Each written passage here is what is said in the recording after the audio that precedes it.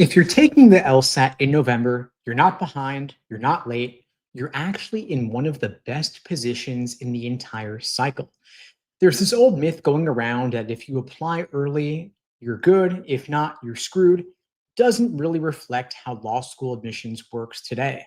If you're taking it in November, you actually are still early, but in contrast to those who took it in August or September, you've got more time to study, more time to prep your applications, and you've still got a real shot at scholarship money before the budgets dry up.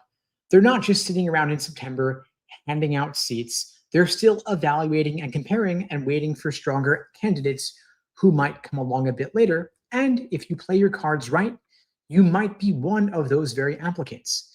In November, the admission offices are still wide open. They've got their staffs available. They're reviewing committees. Their scholarship budgets are still got plenty of money there, and they're not yet burnt out.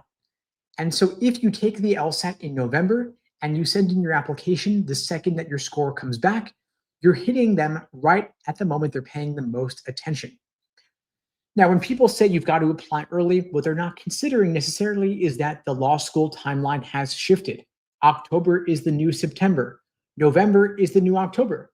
And January still just is not too late. Schools operate on a longer cycle now than they used to, and strong applicants are planning accordingly. When you take it in November, you've had months to prep, time to refine your personal statement, and you still had space to improve any of your weak areas. And so once your score hits, you are ready to apply. But if not, you've still got time to retake in January or February while the cycle is still going strong. And when you do this, you're avoiding one of the biggest mistakes we see, which is folks who say, I'm going to apply early, even if my LSAT score is not ready, even if I'm not hitting my goals. But when you rush your applications, admission officers see that, they know they're rushed, and they don't reward you just for being early. They are not incentivized to evaluate you based on when you apply. They are only incentivized to evaluate you based on your metrics, your LSAT score, your GPA, and then all the various soft factors as well. But when you give yourself a couple more months, you're making for a stronger LSAT score and a stronger application. But they don't hand out gold stars for the fastest submission. They're reading your application essays and they're asking, are you ready for law school? Do you have the score, the story, the writing ability? Do you belong in their classroom? The only way to win that game is with a quality application and with strong numbers. If you apply with a rushed LSAT, you've got a mediocre score. That's not going to cut it. If your essay is half-baked, that story is all too forgettable. And if your resume is blank or shoddy or incomplete, if it raises questions, your application is going to get set aside. Now, medians are averages, somewhat, not really, but they're not really finalized until the spring, meaning your November LSAT score still counts towards shaping those numbers. And law school admission officers are evaluated based on the numbers of their accepted class. The higher the median, the more donations they get, the more they rise in the rankings, and that's what they're evaluated on, ultimately, the numbers. So they're not filling their class in September just based on students applying early in the cycle. They're waiting to see who else is going to come along, because if you retake in November or January or February with a higher LSAT, that's ultimately what gets counted. And so you're still in the mix even when you apply a couple months later.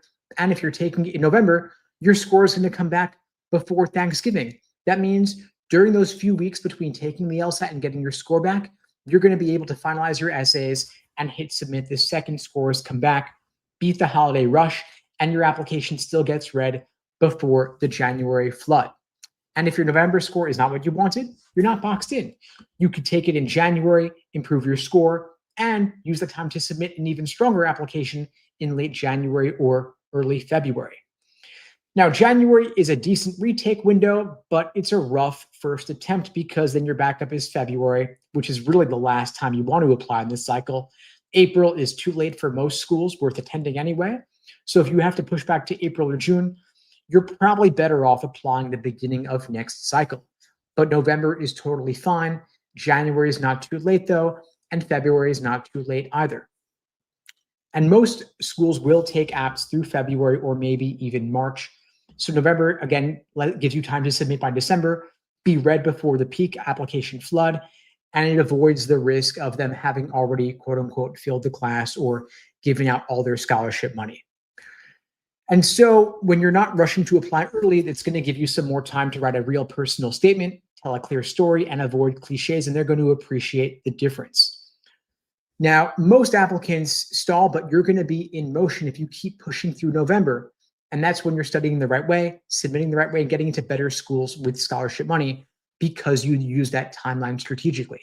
And if you want a little bit of help figuring out what to do between now and test day, whether you're taking it in November, January, February, or beyond, you can book a free LSAT tutoring lesson with me personally at unpluggedprep.com/start.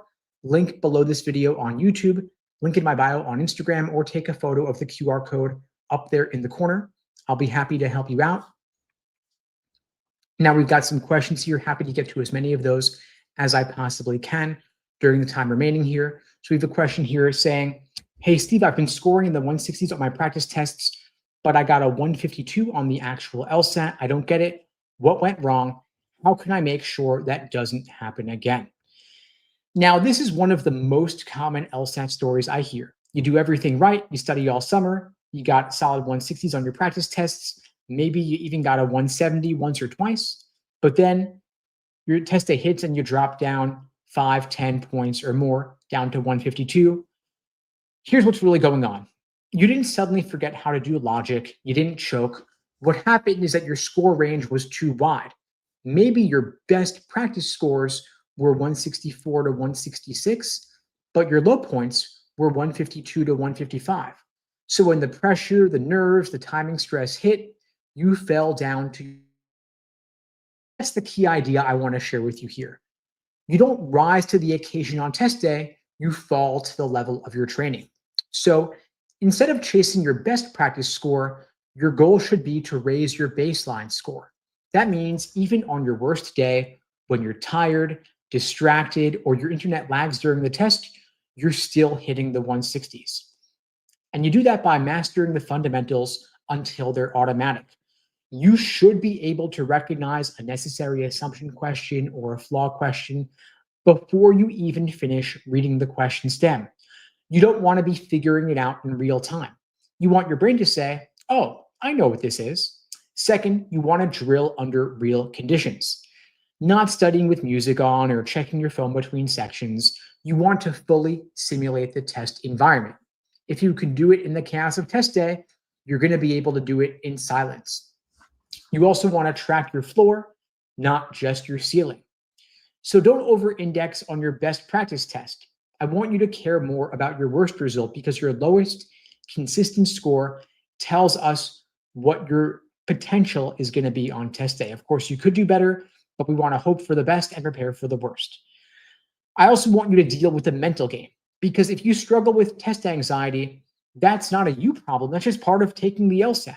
You need systems for calming your mind and refocusing quickly when things go sideways. Even just 3 minutes of breathing practice each day can make a massive difference.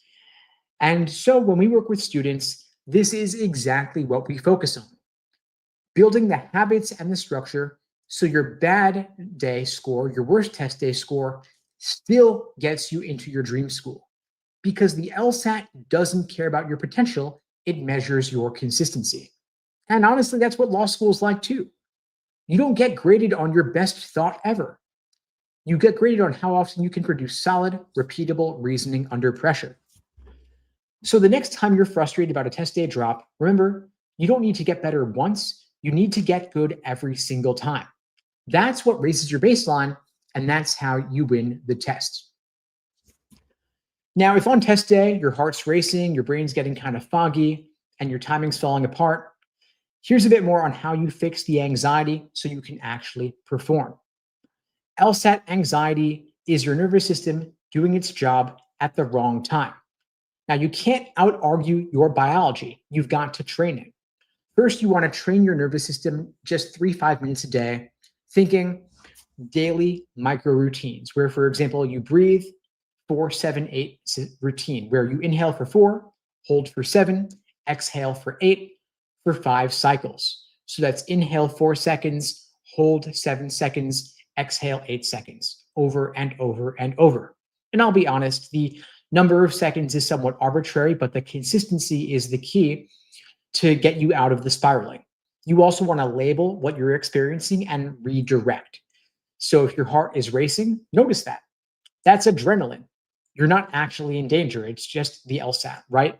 You're not going to die. A tiger's not going to eat you. Return back to the breath. You could also focus on counting your breath for 10 seconds. If you lose track, you start over. That's the routine. And you do this every single day.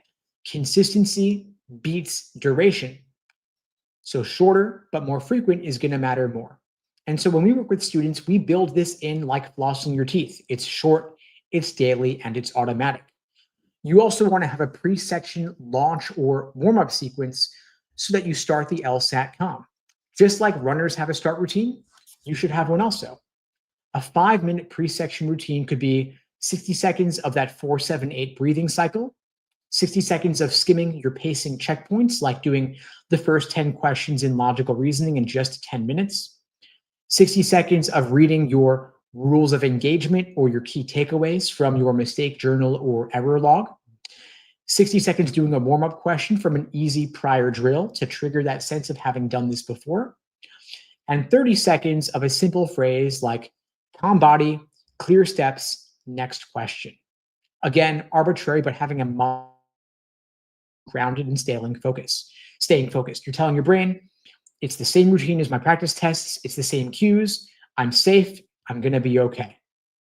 Now, of course, you will get stuck sometimes, and that's okay. The win is how fast you reset back to your baseline. And so when you feel yourself spiraling, put your pen down, get your shoulders down for 5 seconds, do some simple box breathing exercises for 20, 30 seconds. Then you name what you're experiencing. I'm stuck on question 12. That's normal. It's to be expected. I'll flag it. I'll skip it. I'll come back to it later. And you make a decision. So you're not stuck spiraling in the indecisiveness of it all. You say to yourself, I'm going to flag it. I'll jump to the next, or I'll mark it to circle back to and return to later. Then you take on the next easiest question to get your momentum back.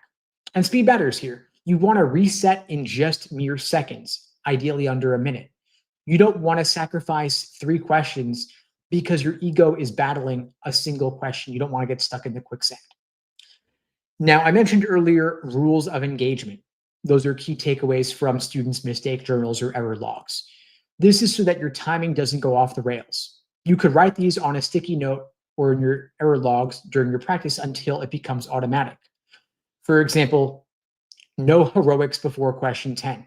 If it's weird, flag it, move on, come back later. You also want to have a 90-second cap for any single logical reasoning question. If you're past that metric, past that checkpoint, and you're feeling stuck, if you feel like you're not close, you skip it, move on, circle back later. And remember that you don't want one question to sink the entire section. You want to protect your points. You want to lock in the easy questions first, circle back to the tough ones later. Now, if you're only practicing under calm, quiet, perfect conditions, you're training the wrong skill. Once a week, you want to do a timed section with some mild distractions, like noise from a fan or audio from a cafe. Maybe you actually go to a cafe and do a section there to simulate what your test center might feel like. And you also want to deliberately trigger biological reactions like adrenaline or sweat. So for example, maybe you do 20 jumping jacks or 5 push-ups before you start this section. Might sound silly, but the idea here is that you are deliberately elevating your heart rate to simulate what your body will do naturally due to the stress of knowing it's the real thing. And so you're training your ability to reason clearly under timed conditions doing actual LSAT questions. I also want you to try deliberately skipping 1 question per section and coming back to it later so that skipping feels normal, not scary. The boring controllables like sleep, diet, exercise, relaxation. So ideally at least a week or 2 before test day, especially important for those of you taking it in November.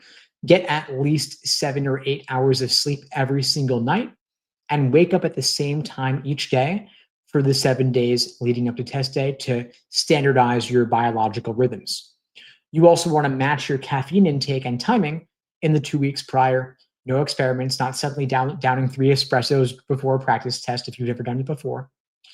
You also want your food to be clean eating, light carbs and water pre-test, a quick snack between sections, maybe a granola bar or an apple or a banana, whatever you normally eat, nothing crazy. And practice your tech, make sure that your browser is up to date, that your computer is up to date, that you have your headphones ready, whatever you're going to be doing on test day, have that simulated prior. And then after the test, review. What triggered you? Was it a certain question type? Was it the time pressure? Was there a tech hiccup? And what tool did you use? Did you have a certain reset protocol? Did you have a certain breathing exercise that worked well for you? If not, what might you try next time you take a practice test? Now, engage in a simple weekly plan in the lead up to the exam. If you're studying for the LSAT full time, no other obligations, maybe you do 2 timed exams a week.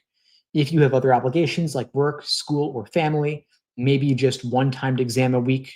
Of course, you want to review every single one after the fact, so that test day itself ideally feels like just another run through and you've done it all before. And if you would like my help getting ready for your LSAT, I'm happy to help you out. I'm offering free private LSAT tutoring lessons to everybody out there watching this. The link is unpluggedprep.com/start below this video on YouTube, link in my bio on Instagram, or take a photo of the QR code up there in the corner. I want to help out as many folks as I possibly can before test day, whether you're taking it in November, January, or beyond. So feel free to reach out. In the meantime, I wish you all the best and take care.